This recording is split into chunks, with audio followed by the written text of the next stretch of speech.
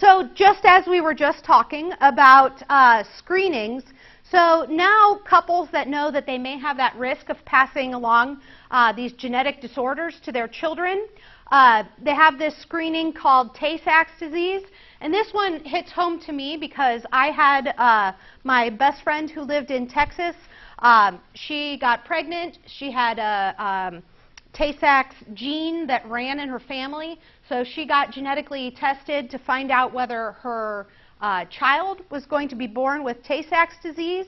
And the test, not 100% accurate, but something like 80% accurate. So the test said 80% the child was going to have Tay-Sachs. So knowing that her child would have a disease that would kill it within the first year of life, she decided that she needed to have an abortion. And so these types of diseases, what if we find out things like in China, find out that you're having a girl, decide not to have a girl. Find out that your child has Tay-Sachs, do you say, I'm going to play God? Or do you have the child, and what if that child was in the 20% and didn't end up having it? She really took a chance on whether or not the baby was going to have this disease or not. So just because we know these things, what should we do with the information? So these are some of the diseases, like she was talking about sickle cell anemia. Some of the other ones, cystic fibrosis, that's something that shortens lives significantly. Down syndrome, I'm sure everybody in here has known somebody that's had Down syndrome or seen someone that's had Down syndrome. These are all diseases that we could tell before a baby is born whether or not they're going to have them. And then what does the mother do once she has that information? You can find out if an individual is likely to develop a genetic disease later in life, like breast cancer. You can find out about prostate cancer, find out about skin cancer. Just because you are genetically predisposed to having these diseases doesn't mean you're going to get them. Skin cancer, some people stay out of the sun 100%, wear sunscreen all the time, still get skin cancer. And then people like my mom, who has been a sun worshiper her entire life, she goes outside all the time, goes down to the ocean, lays out. She's never had skin cancer. Why is it some people get these diseases and then other people don't? Has a lot to do with your genetic predisposition to having these different traits. So it leads to these ethical dilemmas, which I think people spend their entire careers studying these things. Discrimination, definitely one of the biggest issues. If you know that somebody has these possible genes, what if they decide that you can't have health insurance because they find out you've got this gene that could make you very expensive later on in your life? There was an entire article that was just written, if any of you saw that on Facebook, about, I guess I spend a lot of time on Facebook. If you saw the article written by the guy who said he wants to be dead at 75 because he believes that people don't have any value to their life after 75.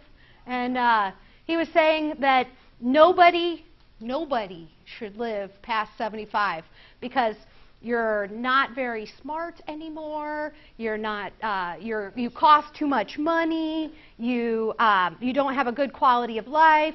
He said, like, he thinks that he remembers his grandparents being like lots of fun and exciting and really neat up until they were 75, and then as their health started declining, he didn't like remembering them like that. So he thinks that everybody should, by the time they're 75. So maybe that's one person's opinion. You might agree with that, but this guy is the guy who helped to write the Affordable Care Act, and so the guy who's writing our laws thinks everybody should be dead at 75. That's kind of a disturbing trend. And just because that one guy says it out loud, how many people think that in the back of their minds? Like, that's super scary to me. So what do you do when you've got information like this? So is this guy making a decision for himself, like, I don't want to be alive anymore after 75?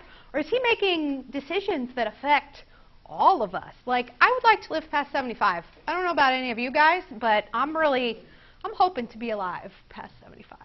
I think it's pretty amazing I've made it to 37, so knock on wood or got it above. Yes? Yes, good. And I think that all of y'all will be amazing even past 75. So this was a really interesting story. If you've ever heard anybody talk about the boy in the bubble, this is the picture of the boy who was allergic to everything. And so he lived his life effectively inside of a purified air, purified food. He couldn't go outside. So if this is your version of 75, does he have any quality to his life living there inside of a bubble?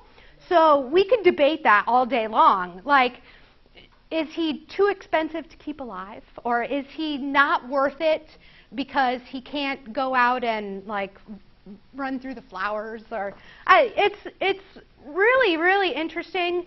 And you get more information, then you change your mind, and then you get other information, and you change your mind. It's just, it's a fascinating question. I think of what I would think of my life living in a bubble like that, confined to one room where you couldn't touch anything. He couldn't see any sunlight because the sun would burn his skin. He couldn't eat any of these different types of foods because he had all these different allergies. But you know, his life's got value, but that's my moral decision. I think his life has value, but maybe the guy who wrote the Dead at 75 article doesn't think that his insurance should have to pay for that. I mean, because that's extremely expensive to keep someone alive like that. It's a really interesting and kind of like a heart-tugging question, and I think that's where a lot of people's moral compass comes into play. And if you're religious, then you start thinking about those things and your philosophical reasoning. And it's so interesting.